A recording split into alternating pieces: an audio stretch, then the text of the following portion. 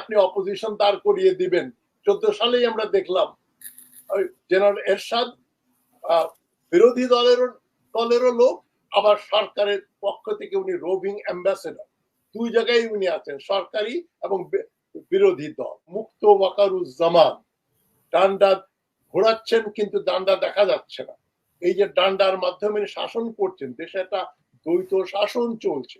আমি মনে করি জেনারেল ওয়াকারুজ্জামান হচ্ছে বাংলাদেশের আকাশে একটা শনি। মিডিয়াতে এসছে, সেনাবাহিনী না হোক এয়ারফোর্স করেছে, না সেনাবাহিনীর বোধহয় র্যাবের হেলিকপ্টার দিয়ে করে, তার মানে তার আন্ডারে, তার কমান্ডে এই মিথ্যাচার করলো। দ্বিতীয় মিথ্যাচারটা ওয়াকারুজ্জামান প্রকাশ্যে বললেন যে হাসিনা যে পালিয়ে যাবেন এবং পালিয়ে যাওয়ার আয়োজন, এই ব্যাপারে আমি কিছু জানতাম। লোক হত্যা করেছে এবং আমি ওয়াকারকে ডেঞ্জারাস বলি এই জন্য, এবং সে দায়ী দোষী এই জন্য যে তার নাকের ডগায় কচু ক্ষেতের ওই যে আয়না ঘর ডিজিএফআই, এটা উনি জানতেন না। সোশ্যাল মিডিয়াতে কি আসছে না আসছে এটা নিয়ে আমি কথা বলবো না। সোশ্যাল মিডিয়াতে গুজব আসে দুপক্ষে। কারণকে ধরা হয়েছে, পালিয়ে গেছে, অমুককে ধরা হয়েছে, উনি বেলজিয়ামে চলে গেছে। এগুলো যদি সরকারের পক্ষ থেকে আসে, প্রেস রিলিজ দেন ডক্টর ইউনূসের সরকার, তাহলে আমি মনে করবো এটা পরিধানযোগ্য। যদি কোনো বাংলাদেশের প্রতিষ্ঠিত খবরের কাগজে, ইত্তেফাক বলেন, ডেইলি স্টার বলেন, প্রথম আলো, মানব জীবন, এই সমস্ত পত্রিকায় যদি খবরগুলো ছাপা করে আসে এবং তারা যদি এটা আবার রিনাউন্স না করে যে না এটা ভুল তথ্য ছিল, ততক্ষণ পর্যন্ত আমি বিশ্বাস করি। এখন তাদেরকে ধরা হলো, কারা পালিয়ে গেল, এটা তো আমার জানার কথা না। ডক্টর ইউনূসের যে স্বরাষ্ট্র মন্ত্রণালয়ের তরফ থেকে একটা প্রজ্ঞাপন বা স্টেটমেন্ট জারি করা উচিত। এই লোকটা আমরা এই পরিস্থিতিতে গ্রেফতার করেছি, এবং যে গ্রেফতার অন্য খবরগুলো যে এসছে এগুলো হয় সত্য, নইলে হয়তো উনি বলবে যেগুলো গুজব, এদেরকে এখনো ধরা যায়নি। এখন 500 কোটি টাকা দিয়ে কে পালিয়ে গেল এই তথ্য আমার কাছে নাই। এগুলো নিশ্চয়ই সোশ্যাল মিডিয়াতে এসছে, আমি ওইদিকে যাচ্ছি না। আমি যেটা বলবো, ডক্টর কলিমুল্লাহ সাহেবের সঙ্গে আমি উনি যেটা বললেন যে উনি সবাইকে শ্রদ্ধেয় এবং মাননীয় বলেন ওই পদের প্রতি রেসপেক্ট জানিয়ে, আমি একটু দ্বিমত পোষণ করছি কলিমুল্লাহ, যে পদ অধিকারটা যদি বৈধ পথে এসে থাকে অবশ্যই আমি তাকে বলবো মাননীয় প্রধানমন্ত্রী, মাননীয় গৃহমন্ত্রী বা মাননীয় মুখ্যমন্ত্রী অমুক। কিন্তু যদি পদাধিকার বৈধ পথে না হয়ে ব্যাকডোর দিয়ে এসে থাকে, প্রয়োগ করার মাধ্যমে চাপ দিয়ে যদি করা হয় অবৈধভাবে, নির্বাচন এখন 2014 নির্বাচনে নির্বাচিত হয়ে যারা এসছেন তারা তো কেউ বৈধ নন। সুজাতা সিং এর প্রত্যক্ষ ইন্টারফারেন্সে এরশাদের হাত মুচড়ে নির্বাচন হয়েছে ইত্যাদি। 2018 ব্যাপারে জানেন, আর 2024 তো একেবারে সবকিছুর রেকর্ড ভেঙে ফেলেছে। মানে আমি যেটুকু আপনার পলিটিক্যাল সায়েন্স পড়েছি তাতে জানি যে পলিটিক্যাল পার্টি একটা দলের ভেতর থেকে আপনি অপোজিশন দাঁড় করিয়ে দিবেন। 14 সালেই আমরা দেখলাম জেনারেল এরশাদ বিরোধী দলেরও লোক, আবার সরকারের পক্ষ থেকে উনি রোভিং অ্যাম্বাসেডর, দুই জায়গায় উনি আছেন, সরকারি এবং বিরোধী দল। তো ওদেরকে আমি কিন্তু কোনোদিনও মাননীয় বলি না। আমি বললে এরশাদ চোরা বলবো, চোরা এরশাদ, খুনি হাসিনা, এবং যার যা মানে বিশেষণ দরকার সেই বিশেষণগুলো আমি প্রয়োগ করব।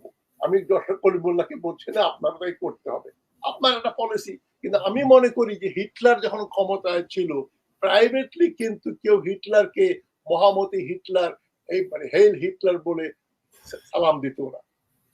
যেদিন সেই যে বার্লিন ফল করলো লোকজনের যে উল্লাস, সে উল্লাস কিন্তু দেখা যাচ্ছে 15ই আগস্টে যেটা আমরা দেখেছি, দুর্ভাগ্যজনক ভাবে হলো সত্য, এবং 5ই আগস্টে আমরা দেখেছি।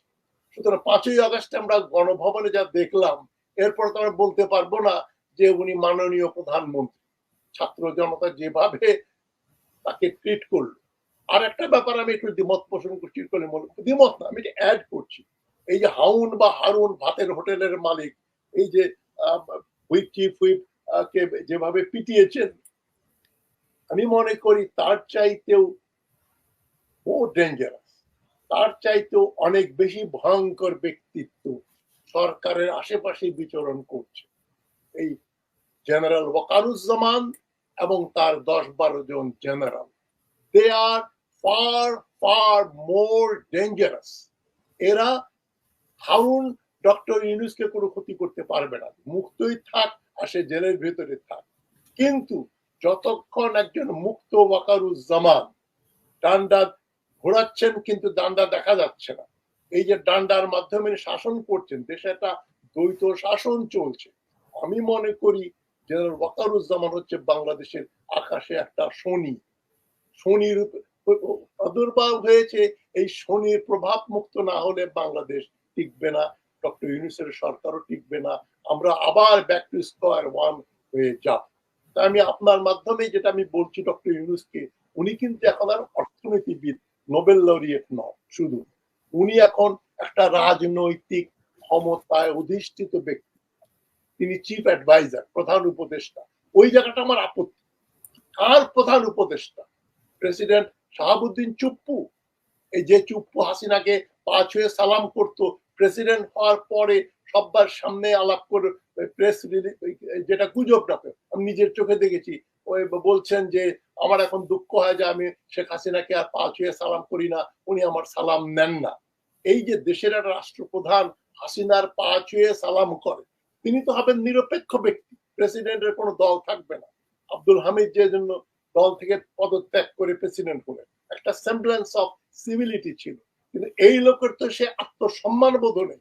হামিদদাকে আমি গালাগালি করি, কিন্তু হামিদদার চাইতেও তো নিকৃষ্ট মানের ব্যক্তিত্ব হচ্ছে এই যে চুপ্পু মিয়া। এখন তাকে, তার উপদেষ্টা হচ্ছে নোবেল লরিয়েট ডক্টর ইউনূস। এটা ভাই আমার কাছে একেবারেই আনপ্যালেটেবল। আমি যেটা বলেছি, ডক্টর ইউনূসের উচিত ছিল ডে ওয়ান, আমি প্রেসিডেন্ট, আমার হাতে নেপোলিয়নের তরবারি, এই আমি বিপ্লবের পরে ক্ষমতা এসেছি। আমি ইতিহাসের ছাত্র হিসাবে বিনীতভাবে একটা কথা আপনাদের বলি, এই লুই 16 যার বিরুদ্ধে ফরাসি বিপ্লব হলো 1798 থেকে এই চললো, 93, 93, 95 বিপ্লব চললো, লুই 16 রেকর্ডেড হিস্ট্রিতে কোথাও আমি দেখি নাই যে উনি এত লোককে গুম করে দিয়েছেন, এত লোককে হত্যা করেছেন। তার বাস্তিল দুর্গ সম্বন্ধে অনেক প্রচারণা বা অপপ্রচারণা ছিল। বাস্তিল দুর্গ ভাঙার পরে দেখা গেল কয়েকজন পাগল এবং প্রস্টিটিউট, তাদেরকে ওখানে পাওয়া গেছে। মানে দেশের ইন্টেলেকচুয়াল বিরোধী শক্তির লোকদেরকে সেখানে পাওয়া যায় নাই। আর আমাদের আয়না ঘর থেকে তো যারা বেরিয়ে এসছেন, তাদের বক্তব্য শুনলে তো শরীর শিউরে ওঠে। মানে কি অবস্থা, যেভাবে ফরহাদ মাজারকে গায়েব করে দিয়েছিল, যে অবস্থা হয়েছিল। আরো আমার পরিচিত একজন মোবাশ্বের হোসেন, মানে আইবিতে একসময় পড়াতো, আমার খুব স্নেহ ভাজন, তাকে যেভাবে ধরে নিয়ে গেল, বললো যে আমি কাশ্মী ভাই যতদিন বাংলাদেশে ছিল কোনো কথা বলেনি, নরওয়েতে গিয়ে, অস্ট্রেলিয়াতে গিয়ে আমাকে যে বর্ণনা দিয়েছে, লোমহর্ষক ব্যাপার। এইরকম ব্যাপার তো লুই 16 তারা মনে হয়নি। সুতরাং লুই 16 কে অপসারণের পরে তাকে সপরিবারে হত্যা করা হলো। ম্যারি অ্যান্টনের রানী থেকে শুরু করে পরিবার পরিজন, লেনিন যেভাবে আপনার জারের পরিবার সহ সাফায়া করে দিয়েছিল, একই কাজ ফরাসি বিপ্লবীরা করেছিল। এবং ফরাসি বিপ্লবের লুই 16 চরিত্র হাসিনার চাইতে কয়েক হাজার গুণ ভালো, ভদ্র, উনি রুচিশীল ব্যক্তিত্ব ছিলেন। তার সম্বন্ধে অনেক গুজব ছিল, ম্যারি অ্যান্টনের বলেছেন, ও রুটি খেতে পারো না, তবে তোমরা কেক খাও না কেন? এগুলো আমাদের তখন তো আর ইউটিউব ছিল না, সোশ্যাল মিডিয়া ছিল না, ওই যুগের গুজব। ঐতিহাসিক ভাবে কিন্তু এটা সত্য কথা না, ম্যারি অ্যান্টনেট ওই কথা বলেন নাই। সেটা সরানোর পর যে সরকার আসলো, ওটা যদি বিপ্লবী সরকার হয়, তাহলে কমপক্ষে 12,000 মানুষ হাসিনা হত্যা করেছে। 12,000 এই জন্য বলছি, 11,000 নাকি মানুষ এখনো গুম। আমরা ধরেই নিতে পারি এই বিপ্লবের এতদিন পরে, 5 তারিখে বিপ্লব হয়েছে, 25 দিন পরে এখনো কি তারা গুম আছে? তারা নিশ্চয়ই পরপারে তাদের পাঠিয়ে দেওয়া হবে। 12,000 লোককে হত্যা করার পরে যে ঘটনা ঘটলো, এটা কি বিপ্লব না? নিশ্চয়ই বিপ্লব। এটা একটা নর্মাল ট্রানজিশন না। তাই আমি ডক্টর ইউনূসকে অনুরোধ করছি ছোট ভাই হিসাবে, কোনো পরামর্শ দেবার আমার ধৃষ্টতা নেই, উনি বিচক্ষণ ব্যক্তি। এই আপনি একটা বিপ্লবী সরকার প্রধান, আপনি কি করে চুপ্পুকে সহ্য করেন? আপনার তো উচিত ছিল ডে ওয়ানে বলা যে আমি এই যে বিপ্লবী সরকারের প্রধান, এই আমার হাতে নেপোলিয়নের তরবারি, এখন আমি রাজনৈতিকভাবে দেশটা শাসন করব, ঠিক করব। সেটা উনি করেন নাই, এখন করতে পারেন, করতে পারছেন না, কেননা ওয়াকারুজ্জামান তার ঘাড়ে নিঃশ্বাস ছাড়ছে। ওয়াকারুজ্জামান, ওয়াকারুজ্জামানকে আমি শ্রদ্ধেয় মাননীয় জেনারেল বলবো না, কেননা ওয়াকারুজ্জামান কমপক্ষে 2 বার টেলিভিশনের ক্যামেরার সামনে মিথ্যাচার করে। নাম্বার 1 হচ্ছে যে আমার সেনাবাহিনী কোনো মানুষ হত্যা করে না, পুলিশ তাকে সে মারার, পুলিশ মেরেছে। আমরা দেখেছি, টেলিভিশনের ক্যামেরায় দেখেছি, ইউটিউবে দেখেছি, তার লেফটেন্যান্ট কর্নেল লেভেলের অফিসার রাইফেল হাঁটু গেড়ে বসে অটোমেটিক রাইফেল দিয়ে গুলি করে মানুষ হত্যা করছে। ওয়াকারুজ্জামান বলছে আমার সোলজাররা 1800 রাউন্ড লাইভ অ্যামুনিশন ব্যবহার করেছে, কিন্তু মাত্র 5 জন আহত হয়েছে। তাহলে আমি তো মনে করবো আপনার সেনাবাহিনী এতই অযোগ্য যে এত 1800 রাউন্ড গুলি করলো মানুষের উপরে, মারা গেল মাত্র 5 জন। তারা গুলি বন্দুক চালানো জানে না। কিন্তু ওয়াকারুজ্জামান সাহেব কি অস্বীকার করতে পারবেন? হেলিকপ্টার দিয়ে অন্তত মোহাম্মদপুরে আমার বোনের বাড়ির পাশে লোক হত্যা করে মারা হয়েছে, হেলিকপ্টার দিয়ে গুলি করা হয়েছে, ভারতের মিডিয়াতে এসছে। সেনাবাহিনী না, এয়ারফোর্স করেছে, না সেনাবাহিনীর বোধহয় র্যাবের হেলিকপ্টার দিয়ে করে, তার মানে তার আন্ডারে, তার কমান্ডে এই মিথ্যাচার করলো। দ্বিতীয় মিথ্যাচারটা ওয়াকারুজ্জামান প্রকাশ্যে বললেন যে হাসিনা যে পালিয়ে যাবেন এবং পালিয়ে যাওয়ার আয়োজন, এই ব্যাপারে আমি কিছু জানতাম। কিন্তু আমরা তো সব জায়গায় জানছি উনি তাকে রক্ষা করছেন এবং উনি বলেছেন, কিন্তু মিথ্যা কথা বলার বিপদটা কি, আপনি কি কোন মিথ্যাটা আগে বলেছেন সেটা মনে রাখতে হবে। সত্য কথা বলার সবচেয়ে বড় সুযোগ হচ্ছে, সুবিধা হচ্ছে এটা, আপনি কি বলেছেন আপনার মনে রাখার দরকার নেই। কিন্তু ওয়াকারুজ্জামান সাহেব ওইটা ভুলে গেলেন যে উনি বলেছেন তার জীবন রক্ষার্থে কিন্তু আমি তাকে বাইরে যাওয়ার একটা ব্যবস্থা করে দিলাম। বিমান বাহিনীর হেলিকপ্টার দিয়ে প্রথমে, তারপরে বিমান বাহিনীর জাহাজে করে আগরতলা থেকে না কুমিল্লা থেকে নাকি তাকে দিল্লি পাঠিয়ে দেওয়া হয়েছে। এটা গর্হিত অন্যায়। উনি আত্মীয় এবং আশীর্বাদ পুষ্ট বলেই শেখ হাসিনার জন্য এটা করেছেন, যে শেখ হাসিনা বেঁচে থাকলে, জেলে থাকলে অনেক কিছুই জানেন, আমারও তো অনেক কিছু বের হয়ে যাবে। সুতরাং ওয়াকারুজ্জামানকে আমি মনে করি যে ডেঞ্জারাস ব্যক্তি। উনি এই যে উনি তো সরকার গঠন করে ফেলেছিলেন, ওয়াকারুজ্জামান যে আর একটা কু করেছিল এটা কিন্তু আমরা ভুলে যাই। আমাদের জনগণ খুবই খোলা মন এবং অতি অতি ক্ষমাশীল, আবেগ প্রবণ। ওয়াকার সাহেব কিন্তু একটা ভালো কাজ করেছেন, উনি বহু লোকের প্রাণ বাঁচিয়ে দিয়েছেন। উনি যদি এই সেদিন হাসিনাকে পাঠিয়ে না দিতেন বিদেশে, বহু লোক মারা যেত। আরে বাবা, ওয়াকারুজ্জামান তোমাদের জীবন বাঁচানোর জন্য এটা করেনি, আর জীবন বাঁচানোর জন্যই যা কিছু করার করেছে।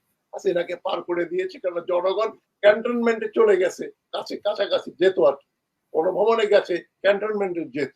সুতরাং তাদের নিজেদের স্কিন সেভিং এর জন্য হাসিনাকে সরিয়ে ওই টেনশনটা রিলিজ করে দিয়েছে, গ্যাসটা ওদিক ডাইভার্ট করে দিয়েছে হাসিনা। আমি কিছু না, আমি তো ওয়াকারুজ্জামান একজন নিরীহ মানুষ। আপনি ওয়াকারুজ্জামান তো জেনারেল হতে পারতেন, ব্রিগেডিয়ার থেকে major general, lieutenant general, general, এই যে 4টা পদের যে প্রমোশন, এগুলো শুধু আমাদের দেশে না, পাকিস্তানে শুধু না, ভারতেও এগুলো পলিটিক্যাল অ্যাপয়েন্টমেন্ট। আমি ভারতের রিটায়ার্ড কর্নেলদের পর্যন্ত জানি, চৌকস কর্নেল বলছে আমাকে তো ইন্দিরা গান্ধী ব্রিগেডিয়ার করেনি, কারণ আমি সে খোঁজ নিয়ে দেখেছি যে আমি কংগ্রেসের সঙ্গে খুব একটা দহরম মহরম করতাম। ওখানেও রাজনৈতিক অ্যাপয়েন্ট।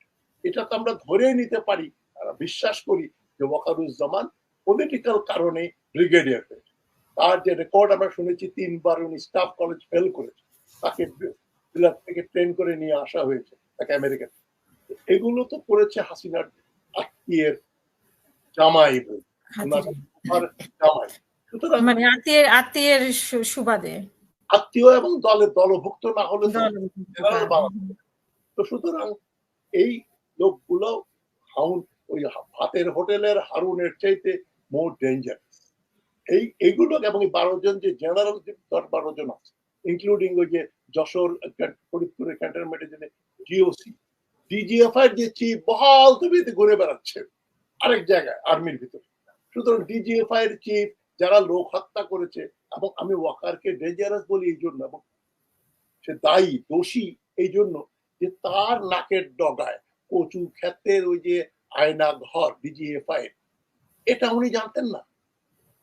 আমরা শুধু পরে দেখলাম যে জেনারেল মেজর জেনারেল জিয়াউল হাসানকে গ্রেফতার করা হয়েছে এই ডিজিএফআই এর হত্যার জন্য। আরে ওর যে বস ছিল, বস কে ছিল? বস তো এই 2009 থেকে যারা যারা হাসিনা জেনারেল হয়েছে, এই যে করিম ভুঁইয়া থেকে শুরু করে সবগুলো তো হাসিনার লোক। এই করিম ভুঁইয়াকে কিন্তু আবার ওয়াকার অ্যাডভাইজার বানিয়েছে। আর অ্যাডভাইজারের লিস্টের থেকে একমাত্র আমরা দেখি ডক্টর আসিফ নজরুল আছেন ডক্টর ইউনূসের লিস্টের ভিতরে, আর সবগুলোকে বাদ দিয়েছেন। ওদেরকে নিয়ে উনি একটা সরকার গঠন করে ফেলেছেন। 8 তারিখে যদি ডক্টর ইউনূস না বসতেন, তাহলে দেখতাম যে আমরা উড়ে এসে জুড়ে বসে বলতেন, আমি তো হাসিনাকে সরিয়েছি, আমি এখন দেশে মার্শাল ল ডিক্লেয়ার করব। এই করার সুযোগটা উনি পাননি। এখন পেলে আবার করবে। আমি মনে করি এই জেনারেলদেরকে ধরতে হবে। বড় বড় আমলা যারা ওই যে আপনার কি বলে ল্যাটারাল এন্ট্রি হয়েছিল ফরেন মিনিস্ট্রি, যেমন শমশের বিন মোমেন নাকি নাম, ফরেন সেক্রেটারি এখনো বহাল। হাসিনার অ্যাপয়েন্টি, অনেক অ্যাম্বাসেডার, অনেক এম্বাসিতে প্রচুর লোকজন যারা পলিটিক্যাল কারণে হয় গোপালগঞ্জ নাহলে আওয়ামী লীগ বলে তারা ওখানে চাকরি পেয়েছে। এগুলোকে যদি ডক্টর ইউনূস না সরান, আমি মনে করি রাজনীতিবিদ তার এখন ইউনিফর্ম, উনি ওই অর্থনীতিবিদ এবং গ্রামীণ ব্যাংকের চিফ হিসাবে উনি আর নোবেল laureate হিসাবে পরিচিত আমার কাছে না। উনি এখন রাষ্ট্রের একজন কর্ণধার। আমি মনে করি তারই প্রেসিডেন্ট হওয়া উচিত। আমি শাহাবুদ্দিনকে রাষ্ট্রের প্রেসিডেন্ট মনে করি না। আমি মনে করি ডক্টর ইউনূস, কিন্তু উনি বলছেন না, বলতে পারছেন না, কেননা ওয়াকারুজ্জামানদের প্রেশার। ওয়াকারুজ্জামানদের হ্যান্ডেল করতে না পারলে কিন্তু দেশ কোন দিকে যাবে সে সম্বন্ধে আমি নিশ্চিত।